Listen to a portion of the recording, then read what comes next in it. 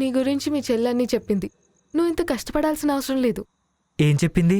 అదే, నువ్వు ఒక వేస్ట్ ఫెలో అని, ఏ పని చేయవని, ఎప్పుడు చూసినా తిని తాగి తిరిగి. దొంగ ముఖంది అన్నీ చెప్పేసింది. అయినా నా గురించి అన్నీ తెలిసిన తర్వాత కూడా నువ్వు నాతో మాట్లాడడానికి వచ్చావా?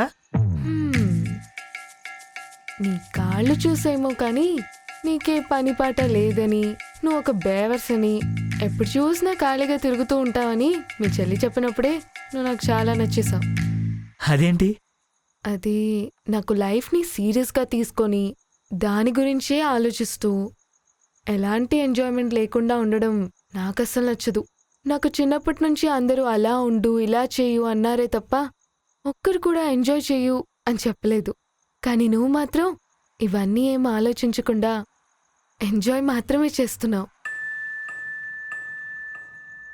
బాగుంది, నాకు నచ్చింది.